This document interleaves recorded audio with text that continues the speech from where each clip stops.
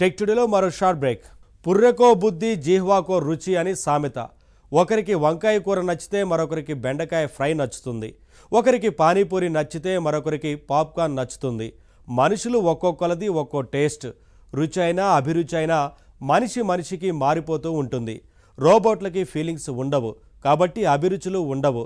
మరి రుచి విషయం రోబోట్కి రుచిని అర్థం చేసుకునే సామర్థ్యం ఉంటుందా? రోబోటిక్ నోస్ లాగా రోబోటిక్ టంగ్ కూడా ఉంటుందా? ఎస్, ఉంది. దాని పేరే ఎలక్ట్రానిక్ టంగ్. ఇదో టేస్ట్ సెన్సింగ్ డివైస్. దీన్ని అమరిస్తే రోబోట్కి కూడా రుచి తెలుస్తుంది.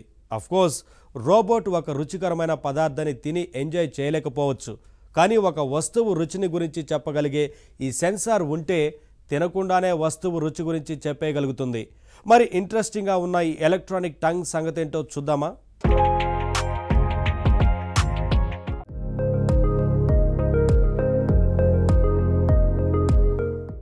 హోటల్లోకి వెళ్ళగానే మెనూ చూస్తారు అందరూ. మెనూలో కంటికి ఏది బాగుందా అని చూసి సెలెక్ట్ చేసుకుంటారు చాలా మంది. నిజానికి పదార్థం రుచిని కంటితో చూసి డిసైడ్ చేయలేం. ఓకే, ఆహార పదార్థం అనేది తినడానికి బాగుండాలంటే ముందు చూడడానికి బాగుండాలి. కానీ ఆహారం విషయంలో కంటి జడ్జిమెంట్ అన్నిసార్లు కరెక్ట్ కాదు. కొన్ని ఆహార పదార్థాలు చూడడానికి ఎంతో ఆకర్షణీయంగా ఉంటాయి, తర్వాత నోట్లో పెట్టుకుంటే అస్సలు బాగోకపోవచ్చు. అయితే ఇప్పుడింకా ఆ సమస్య లేదు. నాలుక మీద పెట్టుకోకుండానే పదార్థం రుచి ఎలా ఉందో చెప్పగలిగే పరికరాలు వచ్చేస్తున్నాయి. వీటినే ఎలక్ట్రానిక్ టంగ్స్ అంటున్నారు. ఎలక్ట్రానిక్ నోస్ ఇప్పటికే వచ్చింది. వాసనతో వస్తువు క్వాలిటీ కనిపెట్టే ఈ డివైస్ ని ఆల్ఫా MOS అనే సంస్థ తయారు చేసింది. ఇప్పుడు ఇదే సంస్థ ఒక ఎలక్ట్రానిక్ టంగ్ ని కూడా తయారు చేసింది. ఆహార పదార్థాల నాణ్యత, పానీయాల రుచి, ఇంకా పదార్థంలో ఉన్న ఇతర రసాయనాల లక్షణాలు తెలుసుకోవడానికి ఈ ఎలక్ట్రానిక్ టంగ్ సిస్టమ్స్ ఉపయోగపడతాయి. ఆల్ఫా సంస్థ మాత్రమే కాదు, ఇన్సెంట్ అనే మరో సంస్థ కూడా ఒక ఎలక్ట్రానిక్ టంగ్ ని తయారు చేసింది. ఆల్ఫా MOS కంటే ఇది చాలా చరిత్ర ఉన్న సంస్థ. ఎప్పటి నుంచో టేస్ట్ టెక్నాలజీ మీద వీళ్ళు వర్క్ చేస్తున్నారు. సరే, అసలు ఒక ఎలక్ట్రానిక్ డివైస్ రుచిని ఎలా కనిపెట్టగలుగుతుంది? మనిషి నాలుక విషయమే తీసుకోండి, దానికి రుచి ఎలా తెలుస్తుంది? నాలుక మీద ఎంతో చిన్న చిన్న సూక్ష్మ కణాలుంటాయి. వీటినే టేస్ట్ బర్డ్స్ అని అంటారు. చెప్పాలంటే ఇవి నాలుక మీద ఇన్స్టాల్ అయిన చిన్న చిన్న ప్రాసెసర్ల లాంటివి. నాలుక మీద చేరిన ఆహారం తాలూకా రుచిని ఇవి విడివిడిగా స్కాన్ చేసి సెన్స్ చేస్తాయి. ఫైనల్ గా అన్నీ కలిసి ఒక న్యూరల్ నెట్వర్క్ మాదిరిగా పనిచేసి ఓవరాల్ గా రుచి ఇది అంటూ ఒక అభిప్రాయాన్ని ఇస్తాయి. మనిషి నాలుక మీద టేస్ట్ బర్డ్స్ ని అనుకరిస్తూ ఇన్సెంట్ కంపెనీ వాళ్ళు ఈ ఎలక్ట్రానిక్ టంగ్ తయారు చేశారు. నిజానికి దీని ఫస్ట్ వర్షన్ ని 1993లోనే వీళ్ళు రిలీజ్ చేశారు. గత 30 ఏళ్లలో ఈ టేస్ట్ టెక్నాలజీ ఎంతగానో అభివృద్ధి చెందింది. రుచిని అక్యురేట్ గా కనిపెట్టగలిగే సామర్థ్యం ఇప్పుడు ఈ ఎలక్ట్రానిక్ టంగ్ కి వచ్చింది. ఈ ఎలక్ట్రానిక్ టంగ్ గొప్పతనం ఏంటంటే మనిషిలాగా ఒక పదార్థం రుచి మీద అనేక అభిప్రాయాలు కలిగి ఉండడం.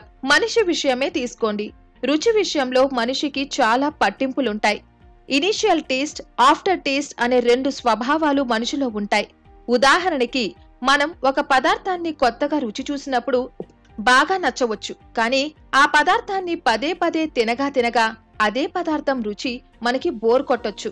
అలాగే మొదట్లో బాగోలేదనిపించిన పదార్థం రాను రాను నచ్చవచ్చు.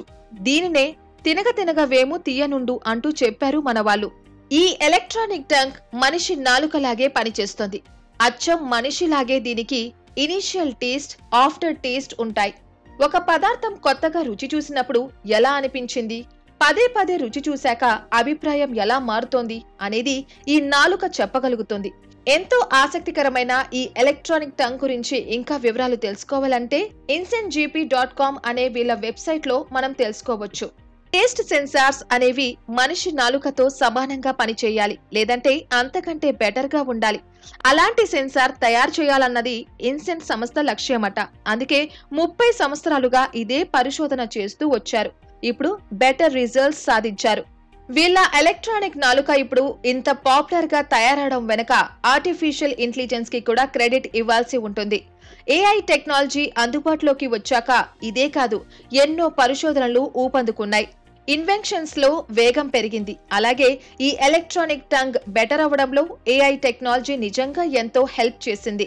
ఈ టంగ్ సేకరించిన టేస్ట్ డేటాని వీళ్ళు మిషన్ లెర్నింగ్ మోడల్స్ ద్వారా, డీప్ లెర్నింగ్ మోడల్స్ ద్వారా విశ్లేషించారు. ఫైనల్ గా ఒక మంచి డివైస్ తయారు చేయగలిగారు. అసలు పదార్థాన్ని రుచి చూడడానికి ఎలక్ట్రానిక్ టంగ్ ఎందుకు అంటే దీనివల్ల ఎన్నో ప్రయోజనాలు ఉన్నాయి.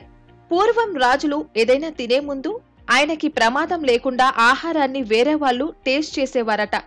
ఇప్పుడు ఆ అవకాశం సామాన్యుడికి కూడా వచ్చింది. ఒక హోటల్లోకి వెళ్తే ఒక ఆహార పదార్థం రుచి ఎలా ఉంటుందో నాలుక మీద పెట్టుకోకుండానే ఇది చెప్పగలుగుతుంది. ఇంకా క్రైమ్ డిటెక్షన్ రంగంలో కూడా ఇది ఉపయోగపడుతుంది.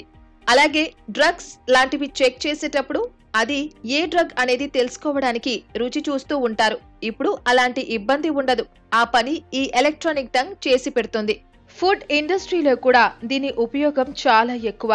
పానీయాలు తయారు చేసే కంపెనీల్లోనూ, ఫార్మాస్యూటికల్ పరిశ్రమల్లోనూ ప్రోడక్ట్ కరెక్ట్ గా వచ్చిందా లేదా ఇది టెస్ట్ చేసి చెప్పగలుగుతుంది. ఒక ఆహారంలో వాడిన ముడి పదార్థాలు ఏంటి, ఆహారంలో కెమికల్స్ ఏమైనా ఉన్నాయా, కొత్తగా ఏమైనా చేరాయా, అందులో ఉన్న ద్రవాల లక్షణాలు ఏంటి, ఇలాంటి ఎన్నో విషయాలు తెలుసుకునే అవకాశం ఎలక్ట్రానిక్ టంగ్ వల్ల కలుగుతోంది.